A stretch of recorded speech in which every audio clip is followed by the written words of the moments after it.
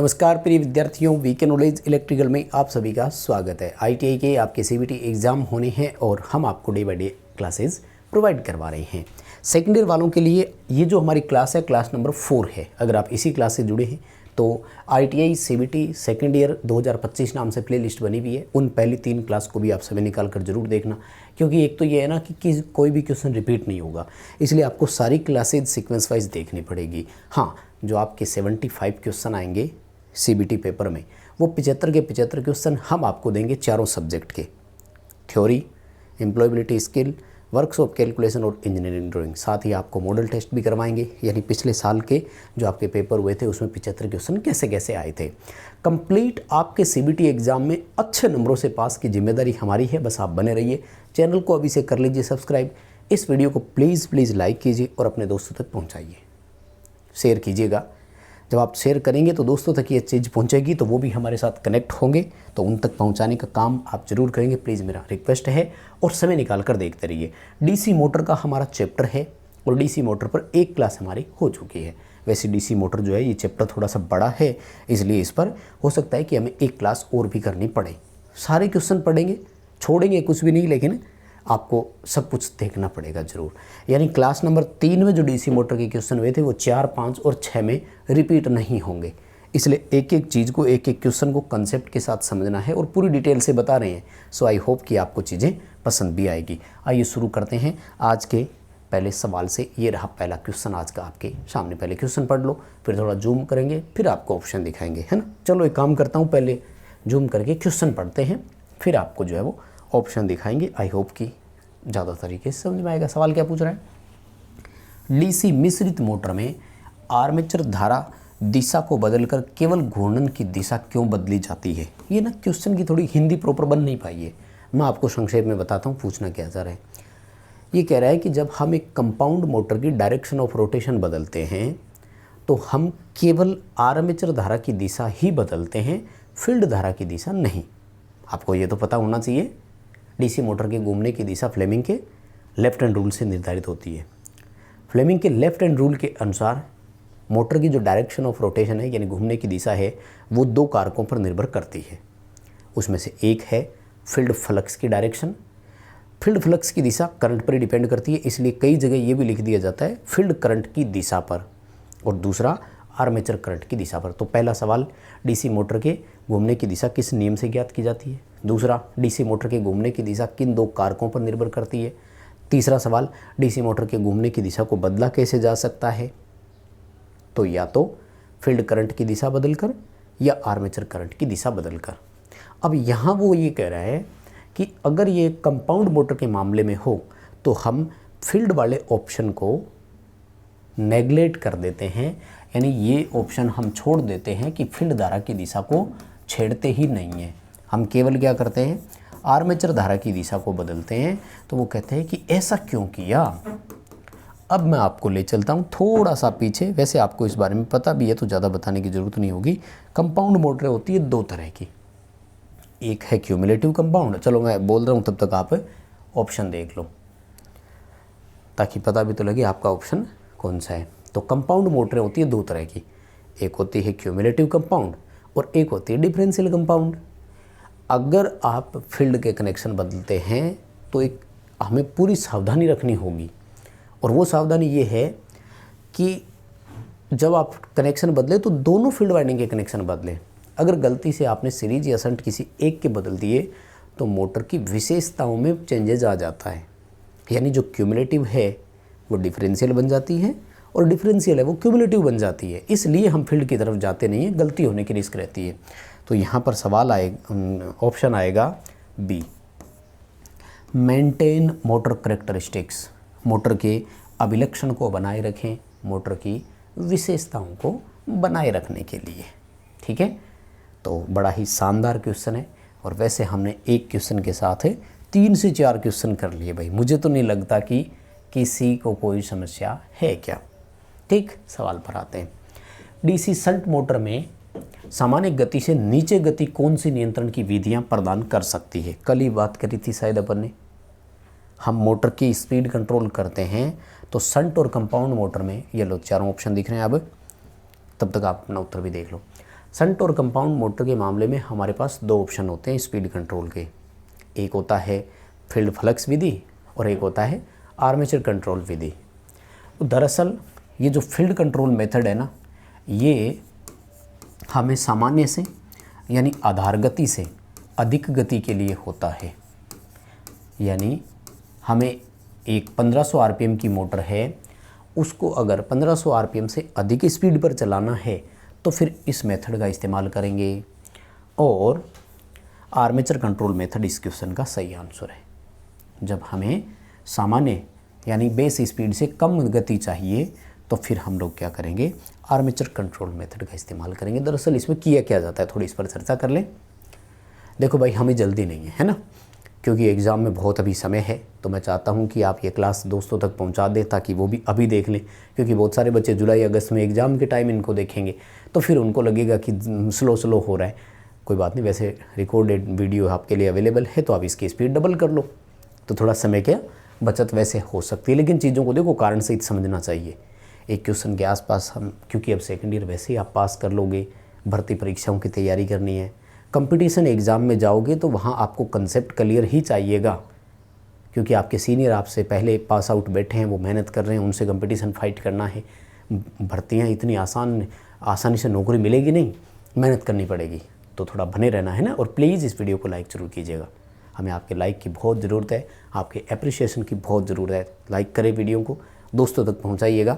और आप भी चैनल को सब्सक्राइब किए बिना प्लीज़ मत देखें, करो यार सब्सक्राइब। तो देखो, हम इन दोनों वीडियो में क्या करते हैं, ध्यान से सुनिएगा। हम वेरिएबल रजिस्टर, उसे रियोस्टेट बोलते हैं, वो लगाते हैं हमेशा। कहाँ पर? श्रेणी क्रम में। किसके श्रेणी क्रम में? जिसको कंट्रोल करना हो। For example field flux control कर रहे हैं तो फील्ड के श्रेणी क्रम में लगाएंगे, आर्मेचर कंट्रोल मेथड का इस्तेमाल कर रहे हैं तो आर्मेचर के सीरीज में लगाएंगे। बाकी इसका पूरा जो एक्सप्लेनेशन मैंने थ्योरी की क्लासेज में आपको दिया हुआ है, ये ऐप में है ना। एप्लीकेशन आप सभी ज़रूर डाउनलोड करें, डिस्क्रिप्शन में लिंक है। तो एप्लीकेशन पर आपके लिए हम वीकली फ्री टेस्ट भी प्रोवाइड करवाते हैं, तो आप वो फ्री टेस्ट भी अटेंड कर सकेंगे। आइए अगले सवाल पर। डीसी सीरीज मोटर की किस गति नियंत्रण की विधि का उपयोग इलेक्ट्रिक ट्रेन में किया जाता है? ट्रेन में स्पीड कंट्रोल का मेथड पूछ रहा है आपसे। तो सीरीज मोटर का स्पीड कंट्रोल इतना आसान नहीं है, टोटल 5 विधियाँ हम इसके लिए अपनाते हैं। अभी हमने पढ़ा था शंट और कंपाउंड के लिए, तो शंट और कंपाउंड के लिए तो 2 ही मेथड थे। इलेक्ट्रिक ट्रेन में जो स्पीड कंट्रोल अपनाते हैं उसका नाम है फील्ड डाइवर्टर विधि। आपने देखा होगा, फील्ड के में समांतर में, दोनों का मैं बताता हूँ। दरअसल जो शंट और कंपाउंड मोटर था उसमें स्पीड कंट्रोल करने के लिए जो मेथड होता है, लाइक फील्ड कंट्रोल था, तो फील्ड के सीरीज में वेरिएबल रेजिस्टेंस था। और यहाँ फील्ड डाइवर्टर मेथड है, तो यहाँ पर फील्ड के पैरेलल में यानी समांतर में वेरिएबल रियोस्टेट लगता है। यानी दोनों में लगता तो रियोस्टेट ही है, परिवर्तित प्रतिरोधक ही लगता है, लेकिन नियंत्रण विधि जो शंट मोटर की थी उसमें सीरीज में था और डाइवर्टर में समांतर में लगता है।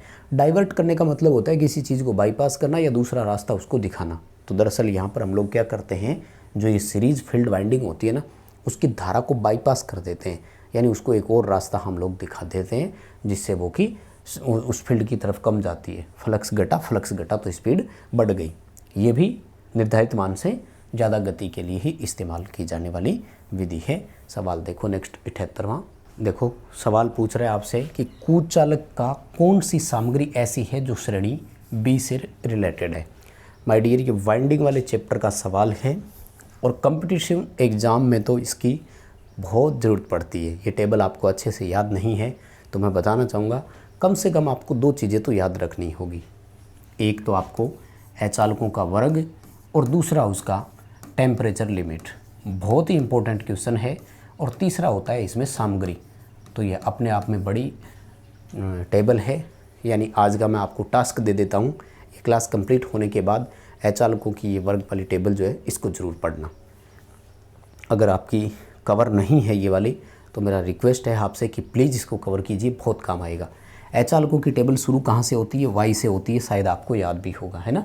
तो Y, A, E, B, F, H और सी, ये 7 अचालक वर्ग होते हैं। इनकी टेम्परेचर लिमिट कहाँ से शुरू होती है? तो वाई की होती है 90, यानी 90 से नीचे तो किसी की भी नहीं है, और मैक्सिमम 250 के आसपास है। तो 90, 105, 120, 130, 155, 180 और 200 से लेकर 250 डिग्री सेंटीग्रेड ये है। तो कई बार पेपर में सीधा सवाल भी आपसे पूछा जा सकता है कि कौन से अचालक वर्ग की तापमान सीमा अधिकतम है, तो वो वर्ग सी है। वर्ग एच की तापमान सहन सीमा कितनी है, ये कंपटीशन एग्जाम में सवाल जो है ना बहुत आए, सो इसे कवरअप कीजिएगा।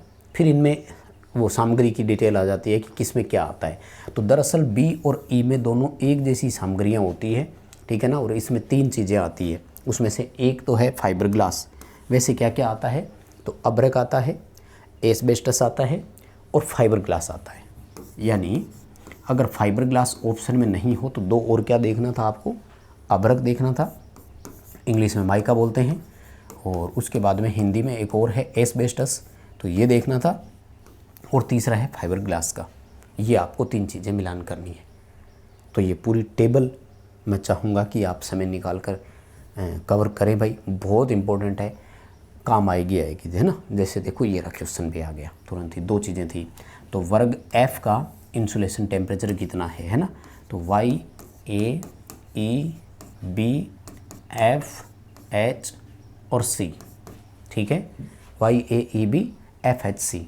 तो याद रखो पूरा, दोबारा बता रहा हूँ, 90, 105, 120, 130, 155, 180 और 200 से लेकर 250 डिग्री सेंटीग्रेड, ये है टेम्परेचर सीमा। अब हमसे किसका पूछा गया, एफ़ का, तो एफ़ का कितना है 155, तो ये रहा 155, ठीक है।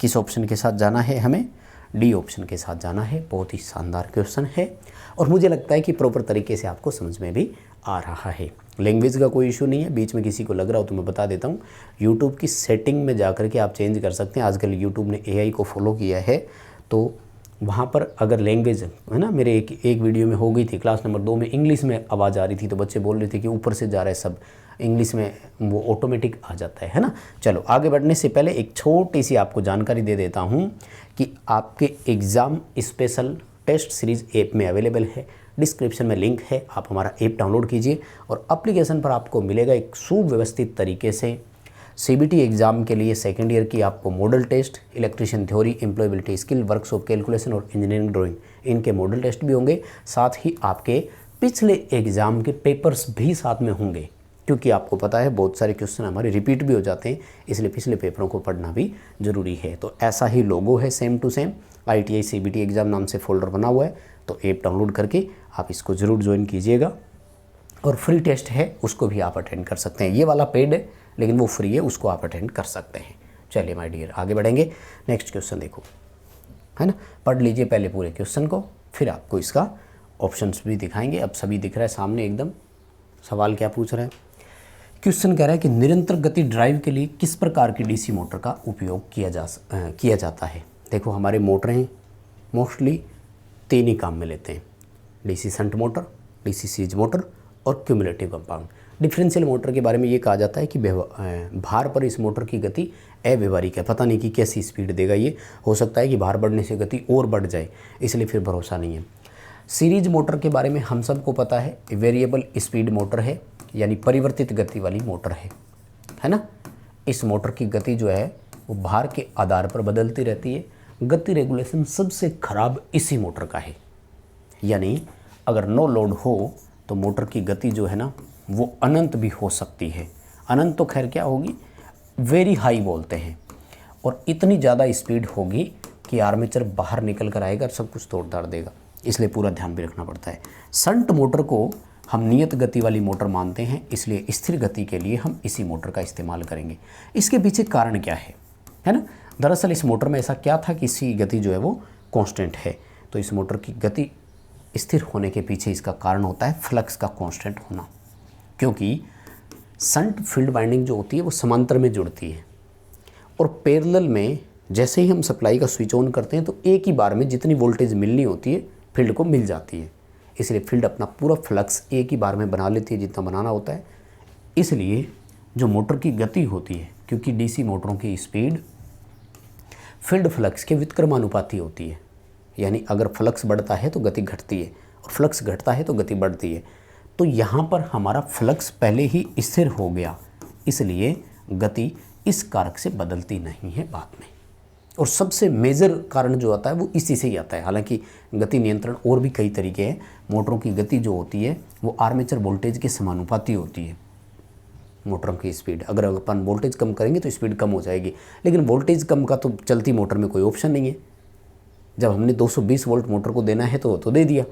अब बदलता क्या है, फ्लक्स बदलता है वो लोड के अकॉर्डिंग, तो यहाँ वो बदलता नहीं है, इसलिए मोटर नियत गति से चलती है। तो गति रेगुलेशन सबसे बेटर यानी सबसे उत्तम स्पीड रेगुलेशन किस मोटर का है, तो वो भी हमारे शंट मोटर का ही है, ध्यान रखिएगा। ये भी बहुत इंपॉर्टेंट है आपके लिए, शानदार है, पेपर में कभी भी आपसे पूछा जा सकता है। आइए अगले सवाल पर। लिफ्ट में किस प्रकार की मोटर होती है? लिफ्ट को इंग्लिश में हम लोग एलिवेटर बोलते हैं, ध्यान से समझिएगा। और एलिवेटर के लिए जो सबसे मोस्ट इम्पोर्टेंट या मोस्ट सूटेबल मोटर मानी गई है वो है डीसी की क्यूमुलेटिव कंपाउंड मोटर। दरअसल सीरीज मोटर को हम तब काम में लेंगे जहां हमें हाई स्टार्टिंग टॉर्क की आवश्यकता हो, यानी उच्च टॉर्क की आवश्यकता होगी, तब अपन काम में लेंगे। कहाँ पर गुरुजी? फॉर एग्जांपल क्रेन में ये मोटर हो सकती है, होइस्ट में ये मोटर हो सकती है, परिवहन साधन जितने भी होते हैं उसमें यही होगी। रेलवे में एक डिवाइस होती है, ट्रामवे बोलते हैं उसे, तो उस ट्रामवे में भी यही मोटर होती है। शंट मोटर कहाँ लेंगे? शंट मोटर ऐसे लोड में लेंगे जहाँ मोटर लगातार नियत गति से चलना जरूरी है, लाइक मशीन टूल्स, है ना, हम कटिंग टूल्स बोल दीजिएगा। हम किसी चीज़ को काट रहे हैं, मान लीजिए हेक्सा ब्लेड्स है, मोटराइज ऑपरेट हो रही है, आजकल तो चलती है ना। खैर अब तो ये भी कम बंद हो गई, मतलब एसी मोटरें आ गई। वर्कशॉप में आप जाकर देखो एसी की खूब मोटर लगी रहती है। तो हेक्सा ब्लेड एक नियत गति से ही चलना है, अगर थोड़ी सी स्पीड कम ज़्यादा हो गई तो मेटल को तो एक्स्ट्रा काट देगी, काम सारा बिगड़ जाएगा। तो मशीन टूल के लिए सबसे उपयुक्त है। खैर पहले तो आप क्वेश्चन को सुनो, पेपर में सीधे सीधे सवाल आएंगे, तो अपन से तो यही पूछा जाना है ना, तो इसके लिए डी उत्तर है ना। क्यूमुलेटिव कंपाउंड मोटर लिफ्ट में यानी एलिवेटर में यही होगी।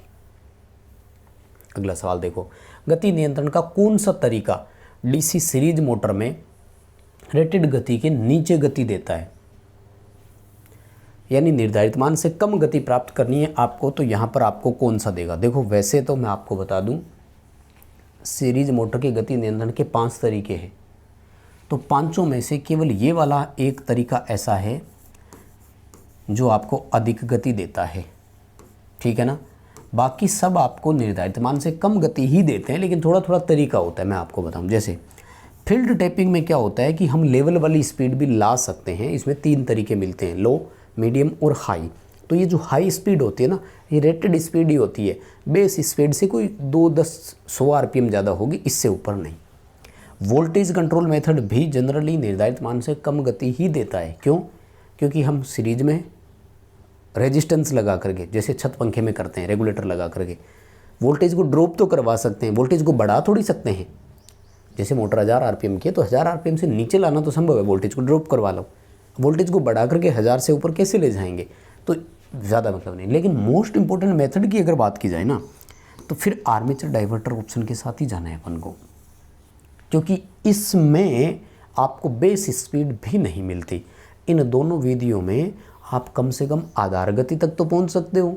फॉर एग्जांपल मोटर 1000 आरपीएम की है, तो यहाँ आप 1000 आरपीएम प्लस उससे थोड़ी नीचे ले सकते हो, 1000 आरपीएम प्लस उसके नीचे, लेकिन यहाँ पर 1000 से नीचे ही मिलेगी, 1000 आरपीएम भी नहीं आएगी इस विधि से।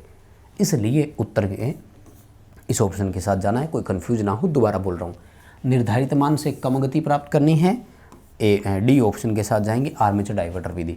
निर्धारित मान से अधिक गति चाहिए तो फिर ए ऑप्शन के साथ जाएंगे, फील्ड डाइवर्टर विधि के साथ। ठीक है, वैसे तो मैंने हर एक क्वेश्चन को कारण सहित बताया ही है, तो मुझे नहीं लगता कि किसी को कोई इश्यू है क्या, सब आराम से और अच्छे से चीज़ों को क्लियरली समझ रहे होंगे। अगले सवाल पर आइए, क्या प्रभाव होगा अगर चलने के दौरान 4 बिंदु स्टार्टर प्रतिरोध कट ऑफ है? ये थोड़ा सा सवाल की लैंग्वेज अलग है, इसको आपको समझने की ज़रूरत है ना, क्योंकि यहाँ वैसे ऑप्शन ही नहीं बनेंगे उस तरह का। अगर आप सवाल देखते हैं तो क्या कह रहे हैं, ध्यान से सुनिएगा। What is the effect if A 4 point starter resistance is cut off during running? Running का मतलब होता है चलने के दौरान जो रेजिस्टेंस है वो कट ऑफ हो जाता है। दरअसल इसने रेजिस्टेंस के लिए बात ये नहीं बताई कि कौन से रेजिस्टेंस की बात कर रहा है, जो आर्मेचर के साथ सीरीज में लगता है वो, या एनवीसी के जो होल्डिंग कॉइल के साथ लगता है प्रोटेक्टिव रेजिस्टर वो। तो अगर हमारे प्रोटेक्टिव रेजिस्टर के साथ में लगने वाला है और वो ओपन हो जाए, तब तो देखो जो अपनी एनवीसी होती है वो बंद हो जाएगी, यानी काम नहीं करेगी। भाई होल्डिंग कॉइल का मैग्नेट जीरो हो गया, इसको ये कॉइल तो तभी तक होल्ड करके रखती है हैंडल को ऑन पोजीशन में जब तक इसको सप्लाई मिले, क्योंकि ये मैग्नेट बना कर रखती है। हैंडल अपना कास्ट आयरन का है तो ये लोहे को अपनी तरफ यूँ हैंडल को खींच के रखती है। अब ये दोनों लगते हैं सीरीज में। आपको भी पता है सीरीज में अगर एक सर्किट ओपन हो गया तो दूसरा भी काम नहीं करेगा, यानी ये अगर ओपन हो गया तो एनवीसी की सप्लाई फेल, एनवीसी बंद, एनवीसी ऑफ, मैग्नेट बनाना बंद करेगी तो हैंडल को भी छोड़ देगी, तो मोटर क्या हो जाएगी हमारी बंद। तो ए ऑप्शन के साथ जाएंगे, लेकिन ऑप्शन नहीं है यहाँ। अब ये बता रहा है उस प्रोटेक्टिव रजिस्टर का तो नाम यहाँ पर दिया नहीं, तो इन्होंने बी ऑप्शन किया है, तो अपन बी ऑप्शन के साथ ही जाएंगे। रन्स एट लो स्पीड, यानी मोटर धीमी गति के साथ चलेगी। कट ऑफ की बात करने का मतलब ये समझ रहा है कि जो आपका मोटर का पोजीशन वाला है ना वो, तो स्टार्टर भी दरअसल ऑन करने के बाद ही सर्किट में जुड़ता है।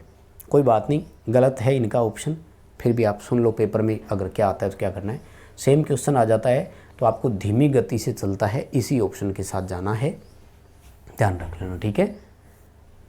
जितना ऑप्शन दिया है उसी के अकॉर्डिंग ही चलना पड़ेगा ना, और तो ऑप्शन है नहीं अपने पास। नेक्स्ट देखो भाई क्या सवाल कह रहा है। डीसी मोटर को संचालित करने के लिए आर्मेचर सर्किट में कार्बन कंपोजिशन ब्रश की आवश्यकता क्यों होती है, यानी हमने कार्बन के जो ब्रश है वो क्यों लगाए हैं, बताओ।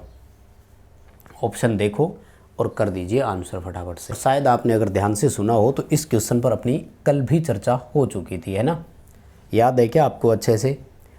दरअसल हम ब्रश जो इस्तेमाल करते हैं वो ज़्यादातर कार्बन और ग्रेफाइट के ही होते हैं, और मैंने आपको ये भी बताया था कि कार्बन ब्रशों की सबसे बड़ी कमजोरी होती है 2 वोल्ट प्रति ब्रश इनमें ड्रॉप हो जाता है, जो कि सर्वाधिक है। कॉपर वाले ब्रशों का करंट डेंसिटी सबसे ज़्यादा है, 16 एम्पियर के आसपास है, और वोल्टेज ड्रॉप उनकी सबसे कम है, लेकिन फिर भी हम उनको काम में नहीं लेते। उसके पीछे रीज़न क्या था, तो उसके पीछे मैंने आपको बताया था कार्बन और ग्रेफाइट के बारे में कि ये सेल्फ ल्यूब्रिकेंट है, यानी हिंदी में हम बोलते हैं स्वह स्नेहक है। जब ये कम्यूटेटर के साथ घिसता हुआ संपर्क बनाते हैं, रगड़ता हुआ संपर्क बनाते हैं, तो ये जो सेल्फ ल्यूब्रिकेशन है इस कारण से घर्षण कम हो जाता है। घर्षण कम होगा तो स्पार्किंग उतनी ही कम होगी, ये हमें सबसे बड़ा बेनिफिट मिलता है। डी ऑप्शन के साथ जाना है। क्या कह रहे हैं आपको, कम्यूटेटर खंड में स्पार्किंग को कम कर देते हैं, ये सेल्फ ल्यूब्रिकेंट होने के कारण स्पार्किंग कम हो जाती है। बहुत इंपॉर्टेंट क्वेश्चन है, अच्छे से याद करना। कैसे पढ़ोगे दोबारा बता रहा हूँ, क्वेश्चन पढ़ लो, कार्बन कंपोजिशन ब्रश क्यों लगाएं, उत्तर ढूंढ लो, स्पार्किंग कम करना। क्या ऑप्शन ढूंढो, क्योंकि ज़रूरी नहीं है ना कि आपके पेपर में ये डी ऑप्शन में ही हो। पेपर में जो क्वेश्चन होते हैं ना सीबीटी एग्जाम में, वो वैसे भी सफल करते रहते हैं। सफल का मतलब होता है आपका ए ऑप्शन है कि तो किसी के बी में होगा, किसी के सी में ऑप्शन होगा, इसलिए थोड़ा आपको आंसर को भी अच्छे से पढ़ना है। इसीलिए तो अभी मैं फ़िलहाल आपको रीज़न के साथ बता रहा हूँ ताकि चीज़ें वहाँ गलत नहीं हो, कंसेप्ट क्लियर हो अपना, तो यही टारगेट है। और आपको अगर पसंद आती है तो क्लास प्लीज़ लाइक ज़रूर करेंगे। और कल वो एक बच्चा कह रहा था कि गुरुजी कम है, देखो ये जब आपको स्पेशल रिकॉर्ड करके दे रहे हैं ना, इसलिए आधे घंटे की क्लास है। अगर यही क्लास में लाइव लगाऊँ ना तो इतने ही क्वेश्चन करवाने में 1 घंटा लग जाता है आपकी समय की बचत करने के लिए। और फिर आपको अगर स्पीड डबल भी करनी है तो ये तो 15 मिनट में क्लास हो गई, यूँ समझ लो, यानी आपका 75% टाइम सेव हो रहा है। लाइव लगाएंगे क्योंकि बीच में कमेंट करेंगे लाइव में, तो फिर उनके भी सवालों के जवाब देने पड़ जाते हैं, और वो सवाल होते हैं पर्सनल, मेरा एडमिट कार्ड डाउनलोड नहीं हो रहा, मैं तो कभी कॉलेज गया ही नहीं था, पास हो जाऊंगा क्या, तो फिर उन चीज़ों को भी ध्यान में रखना पड़ता है ना। इसलिए आप समझिएगा, एग्ज़ाम के नज़दीक आपको लाइव क्लासेस देंगे। सवाल पर आइए, डिफरेंशियल कंपाउंड मोटर को शुरू करने के समय सीरीज फील्ड को शॉर्ट क्यों रखा जाता है। दरअसल डिफरेंशियल कंपाउंड मोटर को क्यूमुलेटिव कंपाउंड की तरह सीधा स्टार्ट नहीं करते, उसको सबसे पहले शंट मोटर की तरह स्टार्ट करते हैं, यानी सीरीज फील्ड को बाईपास करके रखते हैं। आर्मेचर और शंट फील्ड दोनों काम करते हैं।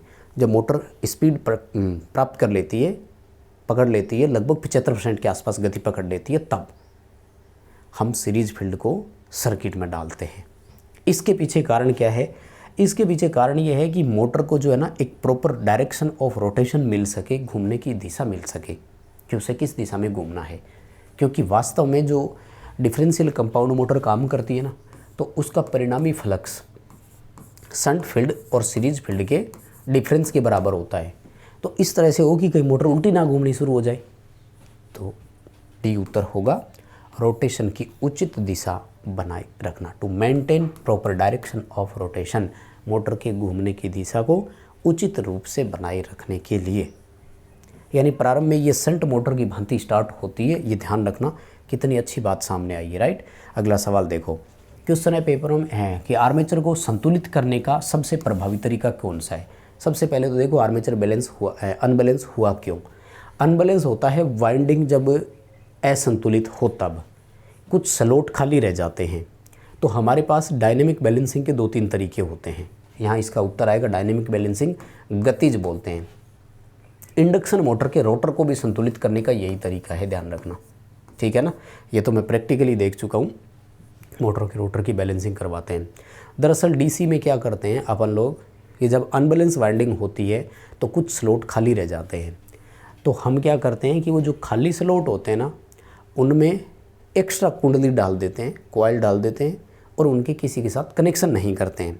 यानी वो मोटर है तो टॉर्क उत्पन्न करने में, जनरेटर है तो ईएमएफ उत्पन्न करने में सक्रिय भागीदारी नहीं लेती है, इसलिए उसको डम्मी कॉइल बोला जाता है। याद रखना, पेपरों में सवाल आया हुआ है कि डीसी मशीनों में डम्मी कॉइल क्यों लगाया जाता है। उत्तर होता है आर्मेचर को यांत्रिक रूप से संतुलित करने के लिए। तो एक तरीका तो ये है। दूसरा तरीका होता है कि जिस एंड से हल्का हो उस एंड पर कोई हल्का मेटल का टुकड़ा वेल्ड कर दिया जाए। लेकिन ये वेल्डिंग इतनी आसान नहीं है, क्योंकि फील्ड पोल के साथ उसका गैप तो फिक्स होता है। अगर कोई मेटल आपने ऊपर वेल्डिंग कर दिया तो वो टच होने लग जाएगा। इसलिए डायनेमिक बैलेंसिंग में डम्मी कॉइल वाला बेस्ट ऑप्शन लगता है। स्लॉट खाली था, काम आ गया, उसमें वजन ही तो पूरा करना है, एक्स्ट्रा कॉइल डाल दो, हाँ कनेक्शन मत करो उसके, ठीक है। तो इसे गतिज संतुलन कहा जाता है, इंग्लिश में डायनेमिक बैलेंसिंग बोलते हैं। खाली स्लॉटों में डाली गई कुंडलियाँ जिनके किसी के साथ कोई संयोजन नहीं किए जाते हैं, वो डम्मी कुंडलियाँ कहलाती हैं। पेपर में आ चुका है सवाल, देखो क्वेश्चन क्या पूछ रहा है। डीसी स्टार्टर के प्रतिरोध को शुरू करने के लिए किस सामग्री का इस्तेमाल करते हैं। एक तो इनकी हिंदी बड़ी पता नहीं क्यों यार प्रॉब्लम है, इंग्लिश पढ़ो। Which material is used for starting resistance of DC starter. यानी डीसी मोटरों के जो हम स्टार्टर लगाते हैं उसमें जो रेजिस्टेंस लगते हैं वो किसके बने होते हैं। तो पहला सवाल तो यह है कि रेजिस्टेंस लगाया क्यों, यानी स्टार्टर लगाया क्यों। तो डीसी मोटर स्टार्टिंग में हाई करंट लेती है ना। उस उच्च धारा को नियंत्रित करने के लिए, स्टार्टिंग करंट को कंट्रोल करने के लिए हमने स्टार्टर लगाया था। स्टार्टर में क्या होता है, रेजिस्टेंस होता है। वो रेजिस्टेंस किसके बने होते हैं, तो वो रेजिस्टेंस यूरेका के बने होते हैं, ठीक है ना, प्रतिरोधक। क्योंकि यूरेका दरअसल क्या है, एक तरह की मिश्र धातु है, कॉपर निकेल होता है इसमें, और जो इसका टेम्परेचर कोफिशिएंट होता है ना वो लगभग 0 ही होता है। यानी तापमान के साथ इसका प्रतिरोध प्रभावित नहीं होता है। और जब करंट किसी चीज़ में से चलती है तो देखो वो तो गर्म होता है ना, तो गर्म होने से इसके रेजिस्टेंस पर ज़्यादा प्रभाव नहीं पड़ता है, इसलिए भी हम इसको लगाते हैं। तो जो स्टार्टर के रेजिस्टेंस होते हैं वो यूरेका के बने होते हैं। क्यों लगाए, करंट कंट्रोल करने के लिए। हाई करंट क्यों ली, उसके 2 कारण हैं।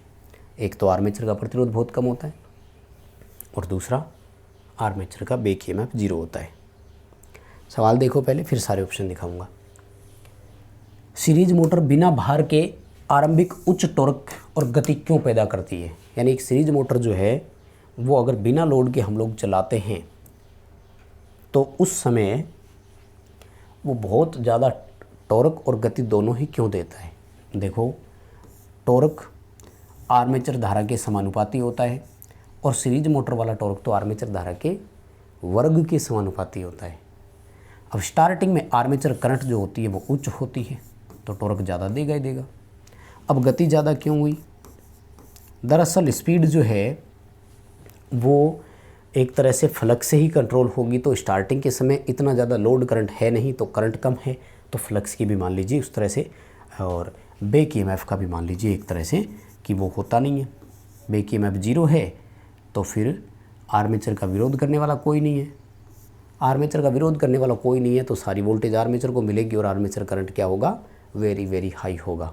ये मैं आपको कल वाली क्लास में भी कंसेप्ट क्लियर करवा चुका हूँ कि उसमें क्या रिलेशन है। ए ऑप्शन के साथ जाएंगे, बैक ईएमएफ की अनुपस्थिति के कारण। बैक ईएमएफ 0 है तो धारा का विरोध करने वाला कोई है नहीं और आर्मेचर में जाती है मैक्सिमम करंट। सवाल समझ में आ गया होगा, कोई दिक्कत नहीं है किसी को। अगला सवाल, DC field coil, shunt field coil को 3 पॉइंट स्टार्टर में होल्डिंग कॉइल के साथ सीरीज में क्यों जोड़ते हैं? ये मैं कल बता चुका था, शायद दोबारा बोल रहा हूँ, ध्यान से सुनना। 4 पॉइंट स्टार्टर में एनवीसी यानी होल्डिंग कॉइल प्रोटेक्टिव रजिस्टर की सीरीज में होती है, 3 पॉइंट स्टार्टर में शंट फील्ड की सीरीज में होती है। ये पेपर में क्वेश्चन आ चुका है और फिर आ सकता है। 3 पॉइंट स्टार्टर में होल्डिंग कॉइल जो होती है वो कैसे जुड़ी होती है, शंट फील्ड के साथ सीरीज में होती है। क्यों लगती है बताओ? दरअसल हमारे मोटरों की जो गति होती है ना, वो फील्ड फ्लक्स के व्युत्क्रमानुपाती है। बाई चांस फ्लक्स 0 हो गया तो गति अनंत होगी कि नहीं बताओ? अभी हमने ये पढ़ा कि शंट मोटर का फ्लक्स जो होता है वो कांस्टेंट रहता है, इसलिए गति कांस्टेंट है। बाई चांस फील्ड ओपन हो जाए तो फ्लक्स क्या होगा, 0, फिर गति क्या होगी, अनंत। अनंत गति पर आर्मेचर निकल कर बाहर आ जाएगा, टूट जाएगा, सब कुछ तोड़ देगा। यानी हम एक बैकअप प्रोटेक्शन के रूप में इसे इस्तेमाल भी कर लिया कि बाई चांस फील्ड ओपन हो जाए तो होल्डिंग कॉइल भी काम करना बंद कर दे। और ऐसा किस सर्किट में होता है? सीरीज सर्किट में, कि एक सीरीज सर्किट में एक उपकरण बंद होगा तो दूसरा भी रुक जाएगा। यानी जैसे फील्ड ओपन हुई तो एनवीसी का भी सर्किट काम करना बंद कर दिया और वो तुरंत हैंडल को छोड़ देगी और मोटर ऑफ पोजीशन में आ जाएगी। यानी जैसे ही फील्ड ओपन हो जाए तो मोटर को ऑफ कंडीशन में लाना, मोटर को वेरी हाई स्पीड से बचाना, एक तरह से प्रोटेक्ट करना। डी उत्तर है। शंट फील्ड ओपन होने की स्थिति में मोटर को सुरक्षित रखना, मोटर को बंद करना, मोटर को ज़्यादा स्पीड पर ना ले जाएं। जो भी लैंग्वेज पेपर में आए आप समझ आना, है ना। बस माय डियर, यही रोकेंगे आज की क्लास। आई होप कि आपको क्लास पसंद आई होगी और उम्मीद कर रहा हूँ कि आपने वीडियो को लाइक भी कर दिया होगा। तो प्लीज़ 2 काम मेरे लिए कर दो। एक, आप भी चैनल को सब्सक्राइब करो। दूसरा, इस वीडियो को अपने दोस्तों तक पहुँचाओ, शेयर करो। शेयर करोगे तो क्लास उन तक पहुँचेगी, वो भी अपन से जुड़ेंगे, चैनल को आगे बढ़ाने में सहयोग करें। बहुत धन्यवाद।